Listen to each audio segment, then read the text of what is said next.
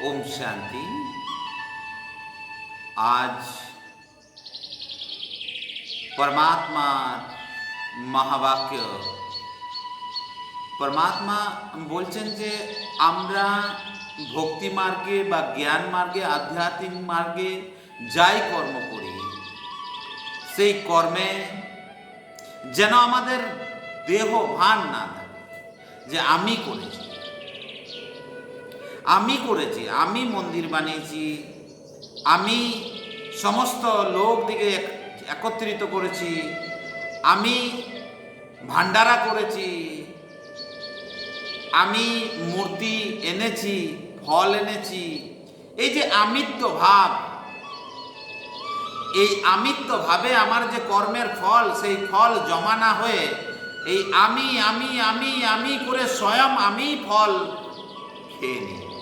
মানে ওই কর্মের আর কোনো ফল আমার খাতায় জমা হলো না, কারণ কর্মের থেকে আমিত্ব বেশি প্রায়োরিটি, আমিত্ব বেশি প্রকাশ পাচ্ছে। ভগবান বলছে আমিকে হাঁটিয়ে দাও।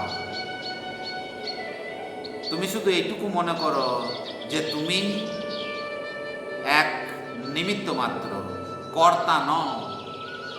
স্বয়ংকে কর্তা বানিও না, স্বয়ংকে নিমিত্ত বানাও, মাধ্যম মাত্র আমি।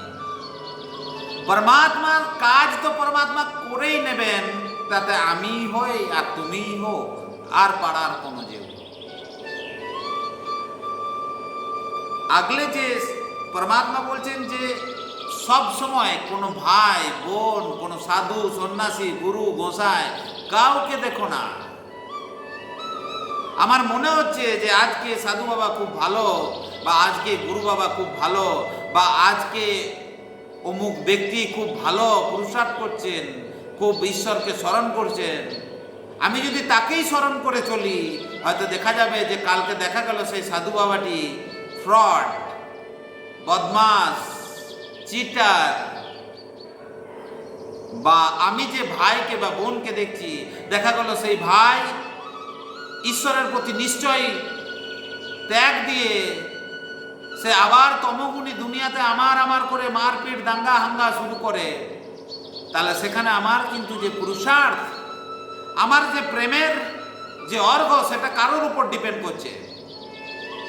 ভগবান বলছেন কোনো মনুষ্য রূপে যেন তোমার কাছে কেউ কোনো আধার না হয়, কারণ মনুষ্য রূপে যাকেই তুমি আধার বানাবে, সে আধার নিরাধার হতে পারে, সে আধার পড়ে যেতে পারে।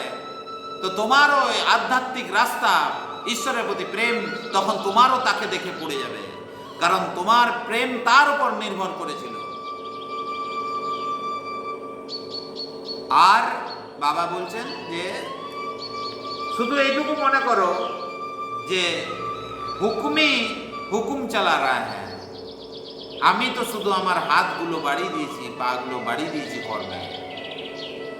সেই পরমাত্মা যে ও হুকুম চালাচ্ছেন, উনি কর্ম করাচ্ছেন আমাদেরকে দিয়ে, আর আমি তো শুধু ব্যাস নিমিত্ত মাত্র রোবট হয়ে যাও। যেরকম রোবটের এই ভাবনা থাকে না যে আমি করছি, এই আমি করছি এই ভাবনাটাই আমাদের সমস্ত প্রাপ্তিকে নষ্ট করে দেয়। ভগবান বলছেন যে जो प्राप्ति स्वरूप संपूर्ण आत्माएं हैं, उन्हें कभी भी किसी भी बात में प्रश्न नहीं होगा। যে স্বয়ং জানে যে আমার কর্মের মধ্যেই আমার ফল লুকিয়ে আছে, সে কখনো কারো কাছে কেন, কিউ, আমি একাই করলাম কেউ করলো না, ये नहीं होगा, ये ভাবনা আসবে না। পরমাত্মা বলছেন যে তোমার কর্মের মধ্যেই ফল লুকিয়ে আছে, তুমি আবার ফলের আশা কি করছো? তার মানে গাছটা তুমি লাগাও, সেই গাছটা পোকাতে খাবে, কীড়া খাবে, ছাগলে খাবে, গরুতে খাবে। তুমি গাছটা লাগাও, গাছটা ঘেরা দাও, বেড়া দাও, তারপরে তুমি নিজেকে সরিয়ে নাও যে আমি লাগিয়েছি, আমি মালিক। তোমার কর্মেই তুমি আনন্দ পেয়ে যাবে, আর তৎক্ষণাৎ যে আনন্দ বা খুশি পাবে সেটাই তো তোমার কর্মের ফল। ওই জন্য পরমাত্মা বলছেন কর্মেই তোমার ফল মিলে যাবে, যদি মালিকানা না থাকে তোমার। মালিকানা রেখো না, কারণ মালিকানা রাখলেই তুমি দুঃখ পাবে। সংসারে মালিকানা থেকেই আমরা দুঃখ পাই। আমাদের বড় ইচ্ছা হয় যে আমি এই সংসারের মালিক, আমি রোজগার করে আনছি বলে এই সমস্ত সংসার, ঘর, মা বাপ সব খাচ্ছে ছেলেরা, আমি পড়াচ্ছি, আমার জন্যই পড়ছে। এই যে ভাব, এই ভাবটা শুধু আর শুধু একটা মায়ার ভাব, দুঃখের ভাব।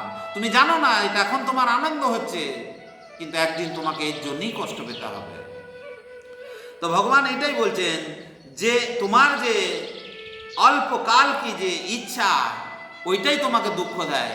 তোমার কর্মের মধ্যে যে আনন্দ পাবে সেটাই তোমার প্রাপ্তি। তৎক্ষণাৎ ইনস্ট্যান্ট রেজাল্ট হচ্ছে খুশি। আমি গাছ লাগালাম, আমি ধান পুঁতলাম, গাছ লাগানোর সময় যে আমার আনন্দ হলো, সেই আনন্দটাই আমার প্রাপ্তি। কবিরকে, সন্ত কবির কাশীর যে প্রসিদ্ধ কবিরকে কেউ বলতো লোকে যে তুই কাপড় কেন বুনছিস এখনো, তোর মধ্যে তো ঈশ্বরের বাস, দূর দূর থেকে লোক তোর কাছে আসে বচন প্রবচন শুনতে, তোকে পরমাত্মার জায়গা দিয়েছে, তো তুই কেন কাপড় বুনিস? তো কবির বলছে এই কাপড় বুনতে বুনতেই তো আমি পরমাত্মাকে পেয়েছি, এই কাপড় বোনা আমি ছাড়বো কি করে? আমার কাছে যে প্রতিটা গ্রাহক, প্রতিটা খরিদ্দার যে আমার কাছে রাম, তা আমি না বুনলে যে আমার রাম কি করে কাপড় পরবে? এই যে ভাবনা যে কাপড় বুনতে বুনতেই আমি রামকে, পরমাত্মাকে পেয়ে গেছি, তাহলে সেখানে আর কর্মের মালিক থাকে না, সেখানে স্বয়ং তুমি কর্ম হয়ে যাও, মালিকানা নয়, আমি স্বয়ং কর্ম হয়ে গেলাম, তাহলে কোনো দুঃখ নেই। আচ্ছা, ওম শান্তি, ওম শান্তি।